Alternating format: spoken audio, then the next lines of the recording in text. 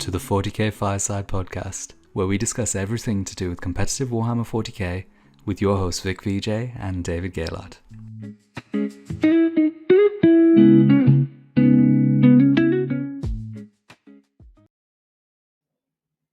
Yo, what's up everyone? It is a glorious day. Warhammer World Champs are on, which means that we are getting some nice reveals.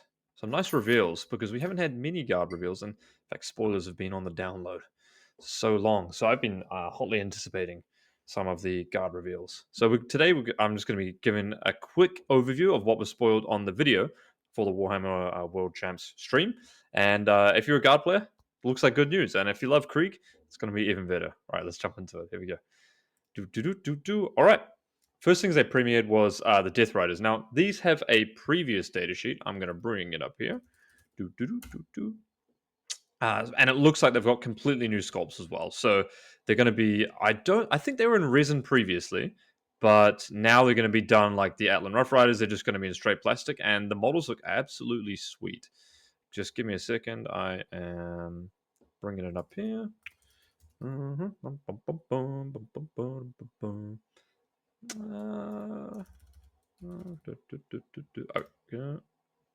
Just bringing it up. Okay, I'm bringing up their previous rules here. Awesome. So they mentioned that these were kind of like Rough Riders, but they were going to be more focused on flexibility, utility, kind of mounted. They said acts as scouts, so they also said like shock troops. So I'm not really sure to intuit from that, but I'm assuming they have like some reasonable amount of scout move. What they definitely said is they have their reactive move as well. So looks like they'll be keeping their existing datasheet ability of if you move with a 9, you can move up to 6, which is, sort of powerful. I wouldn't say it's like amazing.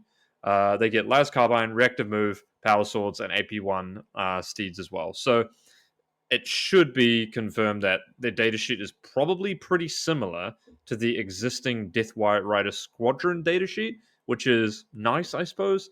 That datasheet's okay. They're definitely better at, like, obviously picking up chaff, for example. They have, like, a pretty reasonable 5 attacks each. But getting the scout keyword is going to be, well, much needed for them as well, mainly because obviously they're mounted units, so they can, be pretty hard to move around the board. Alrighty, so that was the Death Riders. I really love these guys. They've done an awesome job. You notice that they have like claws instead of their instead of the hooves that they usually have. So these guys are pretty difficult to paint as well. I'm not gonna lie. Looks like I'd probably have to do the horse separate and then do the armor separate and then attach it later. Maybe do the guy on the horse separate as well. Okay, so off to a pretty good start there. Okay, Krieg Artillery. This guy looks absolutely massive. If you are a longtime guard player, you might notice that this is what I noticed, is that this mechanism here is the same as the mechanism for the Earthshaker cannon. Granted, the turret is slightly different, but this is going to be between a Medusa or an Earthshaker. I believe this is a Medusa size shell artillery piece as well, but the end barrel is different. So I'm expecting somewhere between like a Medusa and an Earthshaker. This kind of looks like an oppressor cannon turret as well. So maybe we're looking at, like, in this variant that I'm showing, maybe this could be like -2 flat 3. But yeah. Anyway, there's going to be like lots of variants of them, which is kind of cool. They are enormous on 130s. I think a knight base, large knight base size. I believe they're okay. Knight is 170, so like a little bit, like 3/4 the size of a large knight base. So maybe that's like an NDK base. So let me know down chat if you think it's an NDK base, Nemesis Dread Knight base, maybe, which is pretty big. So hiding in deployment zones is going to be pretty tough, and I think it means that they're going to be really hard to like spam. Really, the model looks absolutely gorgeous as well, by the way. If you like painting and doing dioramas and stuff like that, something that I've been doing a lot more of recently as well. So it comes in the heavy infantry, like the heavy mortar, which is probably going to be like a 2D or like a 4D6 blast, I presume. Then it's got a quad launcher, which is like mass infantry shots. I'm not sure the difference between the heavy mortar and the quad. Maybe the quad is like damage 2 AP1, and the heavy mortar is just going to be like 0 AP, way more shots. Multi-rocket launcher is going to be anti-infantry 3+, which is okay, I guess, but I don't really see the point of that because normally you would have higher strength than an infantry model regardless. So why would you need anti-infantry 3+? And then the siege cannon, which is the one pictured here, is going to be like apparently higher damage. So I'm expecting it to be like an oppressor cannon or something like that, -2 damage tree. Once again, there's going to be like 4 variants. I hope that one is good enough to play, but given how Warhammer is played at the moment, having a Nemesis Dread Knight base in the backfield, which is probably going to be like toughness. It'll probably be like toughness 6, 5 up base save, 7 wounds, something similar to like Earthshaker Carriage, is going to be pretty vulnerable to just getting wiped out. And I'm assuming this is going to be a reasonable amount of points, so probably like over 100, 120 or something. Oh, interesting. I love the model. I think this model is absolutely sweet. Let me know down below like what color you think is really good to paint the blue here. I'm thinking like a blue spray plus like Nullen is going to be a good way to do the base coating. So let me know if you have a good color for that, because I'll be looking for that as well. All right, Combat Krieg Engineers. These guys previously had a data sheet in 9th edition. I'm just going to look it up on Wikipedia here, because I played a squad. I believe they were 40 points. And... oh, that's not going to let me pull up. Factions. Here we go. I'm gonna give you the absolute throwback here to 9th edition. Okay, data sheets. Oh, there's a lot of data sheets back then. I missed this now. Combat Engineer Squad. Here we go. So previously, these guys had they could like sappers and reinforcement side. You can basically deep strike them. Okay, so they could basically deep strike. They were a 40-point unit, I believe, or 41-point unit, perhaps, that could basically deep strike, and there were 5 models. So actually, that was pretty good back in 9th edition. And they had like 1 heavy weapon that they could take with them as well. So I think they might go away from that probably, and just completely redesign this kit, I would say. Did say that they have a bit of armor save, and it looks like they have like armored shoulder pads, and the chest part is armored as well. So that's probably at the like Kaskin Scion tier, so probably 4 up save. They did say they have like more close combat orientated things, so like flamers, shotguns, and sabers, like trench clubs, which I don't know what that is. I'm suspecting it's probably strength 3, AP 1, maybe, or maybe it's like 2 attacks each at a 300, probably. Okay, and a huge important part though, they did say that they can scout move, so that keeps the Chimera combo alive. They did say they have a free grenade strat as well, and they have this like remote mine thing, which you can see right here, which is pretty sick. And they said it was like you would basically, I don't know how this would play in the game, but it would basically like it's an ranged ability where you would move it, and then it would hit everything for mortal wounds, whatever that means, within a certain range. So honestly, if these guys are reasonably priced, if these guys are at like 65 points for a 10 man or even 70, they could be very strong. You've got the pre-game move ability with the Chimera and Scout, and then on top of that, you just have straight up free grenade. And being able to pre-game move the Chimera, move block someone, free grenade, and then chuck the robot at them, or the remote mine at them from mortals, like it's going to be a lot of mortal wounds on top of the already most important ability, which is pre-game moving your Chimera. So I've got really high hope for these ones. That having 3 datasheet abilities that are all good on a 10-man squad of chaff is very, very powerful. All right. I had no idea what this guy's name was, but it was like Varnan Dreer or something like that. But this is the equivalent of the old Death Rider Squadron Commander, or like High Marshal kind of guy. We do have that currently. And let me just bring up his datasheet for comparison. Yeah, at the moment he was a 60-point character, gives his models div wounds. So there are some very similar, like some similarities going on here.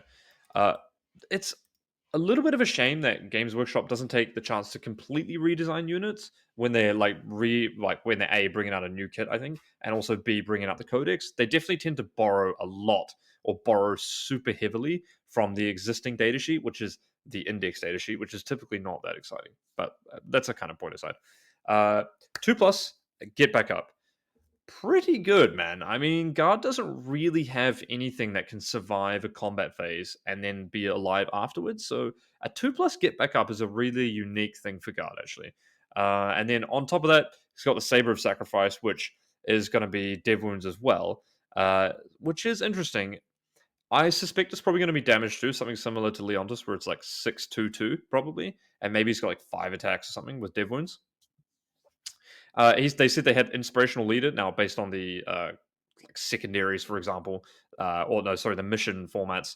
That would be like +1 leadership. So probably +1 leadership within a bubble of him. Or what would be really cool is actually if you can give inspired leadership in the beginning of your command phase and it lasts for the next turn or something like that. That'd be cool. But it's probably just an aura of +1. He can join Death Riders like we previously showed, and he gives them dev wounds on the charge.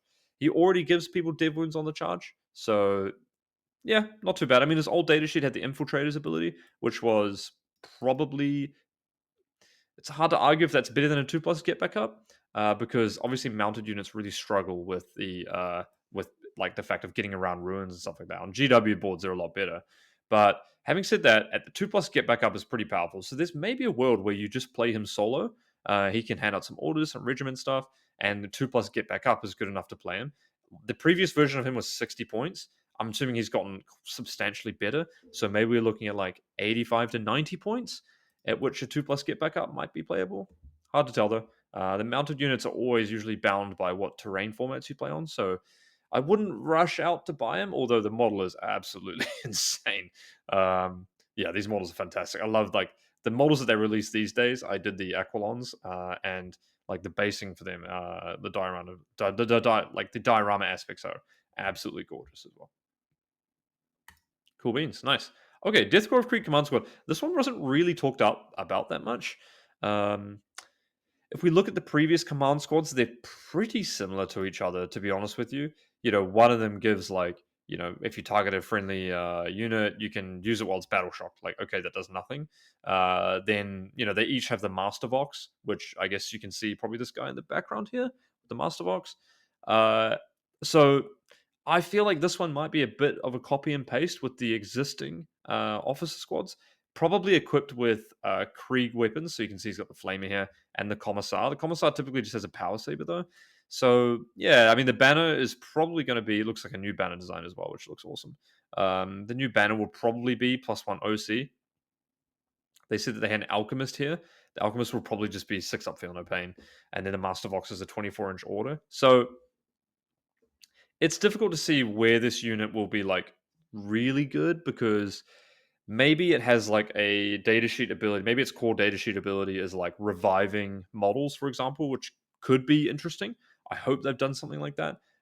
What I don't hope is that they've released all these gorgeous models and a new datasheet, and it just has a bland datasheet ability like, oh, you can kill a model to automatically pass battle shocks, or something like that. Because we already have 3 command squads. We have the Militarum one, which for Scions is actually very, very good. Gives them sustained ones.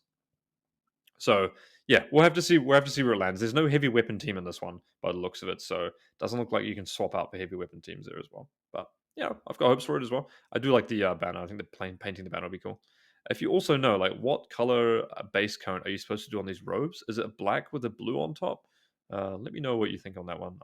Haven't really painted a lot of Krieg, so yeah, I would be super open to some advice. Do you just use a straight black for the robes and cloth, or do you use like a very dark, like black mixed with the blue to airbrush, and then you do black on top of these parts here? Because I kind of struggle getting the differentiation between the blacks and the dark blues here, personally. All right. Okay, there is something that has been spoiled that does seem pretty sweet. They did a whole range of heavy weapon teams, but in Deathcore style. So the other 2 heavy weapons are almost exactly the same. They have one that's a twin link stubber, which, I mean, if you think about a stubber already, it's going to be like 6 shots twin linked, which is pretty garbage. Like, why would you ever play that? Then they have one which is a las cannon, and it's just like a las cannon that sits on this one. Notably, like, you do get the sweet heavy weapon team look to them, which I think is awesome. And then they talked about this one, which seems so much incredibly better than the existing ones. It's crazy. The heavy flamer, the Death Korp of Krieg heavy weapon team flamer, as pictured in here. It's 18-inch range, strength 6, d6 plus 2 shots, AP 1, but it's damage 2. So this thing is pretty beastly. It's basically like a super hellhound shot, more or less. it's probably going to be ignoring cover AP1. So being able to Overwatch with these guys is pretty savage. Like, if you had a squad of 3 of these, I don't know why you would not play. I'm assuming they can come in threes probably. The guy on the video did kind of seem to imply that, yeah, I would take all of them with the Flamer. So assume you could have a squad of 3. You could even bring them in from Strat Reserve and then Overwatch someone for like 3d6 plus 6 AP1 damage too. Like, that's pretty nuts. The heavy weapons squads at the moment are pretty well priced. They're at 50 points. They actually went down 10 for some reason. So if these guys are like even 70 points, I think they're going to be really good, man. What you could do is you could put these in a Chimera because a Chimera can still hold heavy weapon teams, assuming the rules are the same. If you can firing deck with these guys and they're not like 80 points, that's going to be insanely strong. You could, in theory, if they were put into the game right now at like maybe 90 points, even, you could have 3 of them in a Chimera, firing deck, and then you get your Chimera then becomes 2 heavy flamers, and then 2 flamers at 18-inch range, d6 plus 2 at strength 6, minus 1 damage 2. That is like absolutely insane. So, yeah, we'll see how that goes. All right, cool. So, I guess like the last slide we got here, the last little bit of the spoilers that was gone over is like the detachments. Now, the detachments are always like, the pivotal part of like make or break the codex. Usually, we've got combined arms, which they said I'm assuming is going to be the index detachment for the case of this. So that'll just be like born soldiers. Uh, it's pretty good at the moment. That detachment, realistically, you do get lethals, which is pretty solid. The stratagem suite is pretty bad, but it does have the reinforcement strat still, which is going to be good if, for example, there is a unit that can get reinforced. So we're going to have to go back into an era of guard where we don't have access to reinforcements, which will be really interesting. And then it's got Siege Regiment, which is basically he described as like big guns. So what I'm going to do, guys, is I'm going to go back to the 9th edition abilities because they seem to borrow a lot of stuff from the previous detachments. So I'm going to bring up the detachments.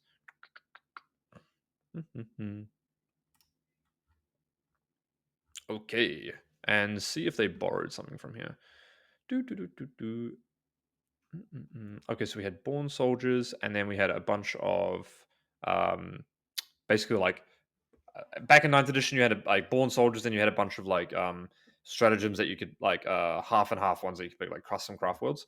If we look for like one that looks like that, armored superiority was kind of similar to siege regiment. Maybe armored superiority back then made your models obsec, so counters more models basically, which is pretty solid. I think it might give you something like Lord forbid if Siege Regiment gives you like fallback and shoot, but if it gives you advance and shoot, maybe it would be really powerful. We've seen detachments like advance and shoot being really good overall.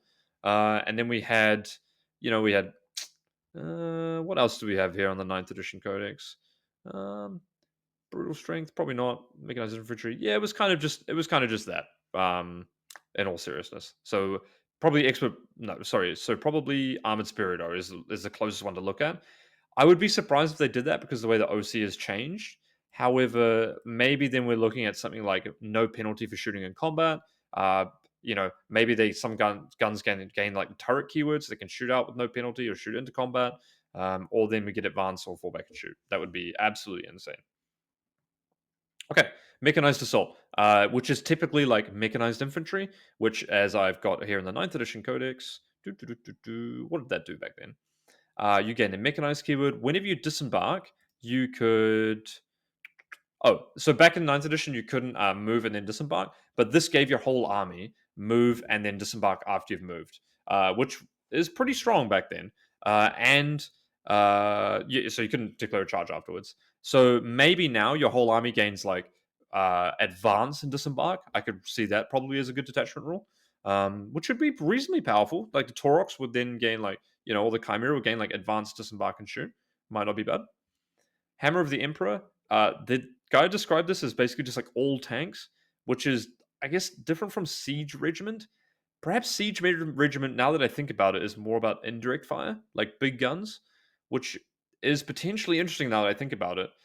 If Siege Regiment is a siege based gameplay, that could be an indirect detachment, which I feel like would be a huge mistake to make. We'll have to see about that one. Hammer of the Emperor, all tanks. Now, I'm assuming this is like what we talked to, kind of what I alluded to before, which is like maybe tanks count as more models. We know that in Crusher Stampede they did that. So the Crusher Stampede detachment for Tyranids was you count as extra OC, and then you also get +1 to hit if you're wounded. Now that would actually be pretty good in Guard right now. Extra OC would mean that Chimera's unwounded, or like a single Scout Sentinel would probably get that keyword as well. You could jump on an objective, be really high OC with a really cheap unit. Or like the tanks moving through walls could be really, really big as well. In Crusher Stampede, if you're not familiar with the game right now, that has unlocked an entire playstyle for Tyranids, and it has really made big monsters super viable. So, you know what I'm talking about. If you like Baneblades, Hammer of the Emperor, come at me, bro. Tanks move through walls could solve a lot of problems, so maybe we could see. Maybe we could see the Manticore moving through the wall. No, I'm joking. Maybe we could see the super heavies moving through the walls. Hammer of the Emperor. I hope we can, man. That'd be awesome. He's really sweet. Okay, then they said one more detachment. The Recon detachment, which, if we look at the 9th edition Codex, Recon operators, they said it's all about getting cover and using cover. So the old Recon operators in 9th edition didn't have much to do with that, so I'm assuming it's probably not going to be related to that. But if we look at a similar codex like Stealthy, for example, like Admech, for example, is like minus, or Stealthy is like a old term from 8th edition, I think it was Raven Guard. And that basically is a way of saying like you're -1 to hit outside of 12 inches and you always get the benefit of cover. And I'm assuming that's only going to be like some units getting that recon keyword, probably not your whole army. So yeah, it'll be really interesting to see. That's pretty powerful, though. In terms of upgrading your durability, that is quite powerful. If Sentinels get recon ability, for example, -1 to hit and always can cover, could be really powerful, especially if they keep their orders with +1 save. Now, the other commentator mentioned that there was something called the Siege Regiment, which has a strat like shoot into combat. Now, that was, again, in the 9th edition Codex. You could shoot into combat with, basically, you could pick a unit that was in combat, then your whole army could shoot into that combat zone, so to speak. And whenever you rolled a 1 to hit, you couldn't re-roll the hit roll. And if you rolled a 1 to hit, you allocated that attack against your own model. I wouldn't be surprised if they basically replicated that entirely. That stratagem is not that great. If your tanks get tagged, shooting into combat there is fine usually, but you're usually playing a game style where you can fall back one thing and then shoot into combat and then take control of the other parts of the board as well.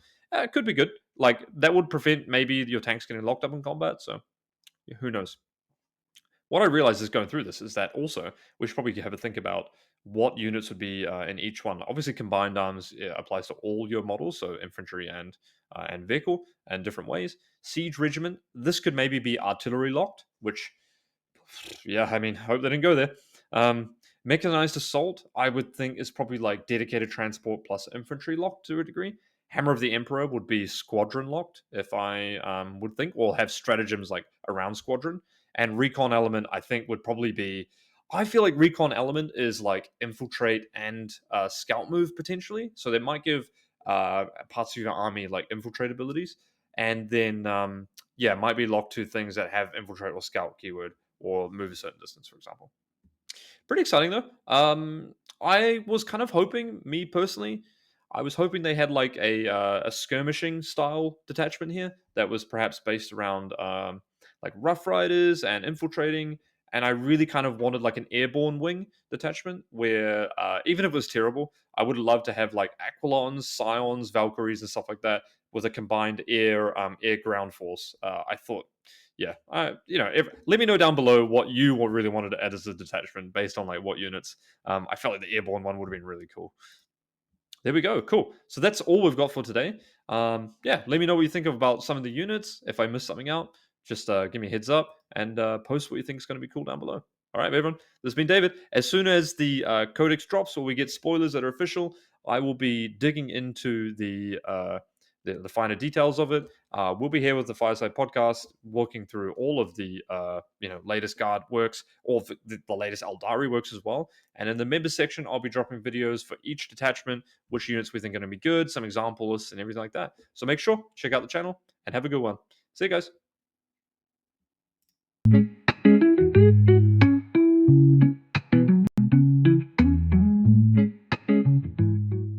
Thank you for listening to the 40K Fireside. Make sure to leave a like, subscribe, drop us a comment, check out the YouTube members area, and we look forward to seeing you again next time by the fireside.